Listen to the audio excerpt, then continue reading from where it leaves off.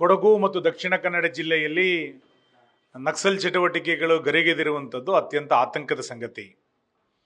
ರಾಜ್ಯದ ಕಾಂಗ್ರೆಸ್ ಸರ್ಕಾರ ಮತ್ತು ಸಿದ್ದರಾಮಯ್ಯವರ ಮೃದು ಧೋರಣೆಯ ಕಾರಣಕ್ಕೋಸ್ಕರನೇ ಈ ಎಲ್ಲ ಚಟುವಟಿಕೆಗಳು ಇವತ್ತು ಬೆಳಕಿಗೆ ಬರಲಿಕ್ಕೆ ಮತ್ತು ಅವರು ಬಹಿರಂಗವಾಗಿ ಓಡಾಟ ಮಾಡಲಿಕ್ಕೆ ಪ್ರಾರಂಭವನ್ನು ಮಾಡಿದ್ದಾರೆ.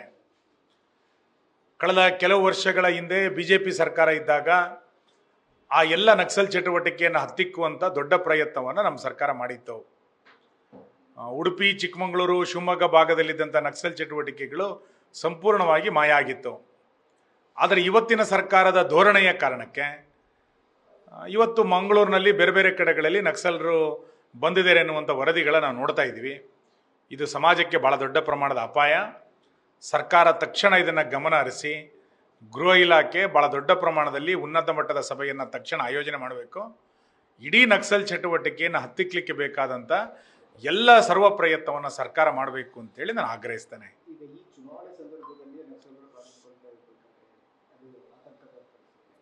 ಅಲ್ಲ, ಸಹಜವಾಗಿ ನಕ್ಸಲರನ್ನ ಒಂದು ಚುನಾವಣೆ ಯಾವುದೋ ಒಂದು ಘಟನೆಗೆ ಅದನ್ನು ಸೀಮಿತ ಮಾಡಬಾರದು. ಇದು ಸಮಾಜಕ್ಕೆ ಅಂಟಿರುವಂಥ ಒಂದು ದೊಡ್ಡ ಕಳಂಕ. ಇದನ್ನು ಬೇರೆ ಸಮೇತ ಕಿತ್ತಾಕಲಿಲ್ಲ ಅಂತಾದರೆ ಇವತ್ತು ಕೊಡಗು ಮತ್ತು ಪುತ್ತೂರಿನ ಗಡಿ ಭಾಗದಲ್ಲಿ ಕಾಣ್ತಾ ಇದ್ದಾರೆ, ಕೇರಳದ ಜೊತೆಗೆ ನಂಟನ್ನು ಬೆಳೆಸ್ಕೊಂಡಿದ್ದಾರೆ ಅಂತಂದರೆ ಇವತ್ತು ಎರಡು ರಾಜ್ಯದ ಜೊತೆಗೆ ಓಡಾಟವನ್ನು ಪ್ರಾರಂಭ ಮಾಡ್ತಿದ್ದಾರೆ ಅಂತೇಳಿ ಮೇಲ್ನೋಟಕ್ಕೆ ನನಗೆ ಅನ್ನಿಸ್ತಾ ಇದೆ.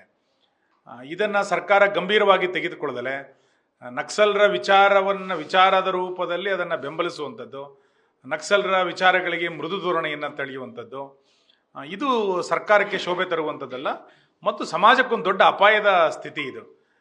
ಇಷ್ಟು ದೊಡ್ಡ ಪ್ರಮಾಣದಲ್ಲಿ ನಕ್ಸಲರು ಇವತ್ತು ಬೆಳಕಿಗೆ ಬಂದಿದ್ದಾರೆ ಅಂತಂದರೆ ಇದು ಕಾಂಗ್ರೆಸ್ಸೇ ಕಾರಣ, ಇದು ಇವತ್ತಿನ ಸರ್ಕಾರವೇ ಕಾರಣ. ಹಾಗಾಗಿ ಸಮಾಜದವನ್ನ ಹಿತದೃಷ್ಟಿಯನ್ನು ನೋಡಿಕೊಂಡು ಸರ್ಕಾರ ಈ ಚಟುವಟಿಕೆಯನ್ನು ಹತ್ತಿಕ್ಕಬೇಕು ಅಂತೇಳಿ ನಾನು ಆಗ್ರಹಿಸ್ತೇನೆ.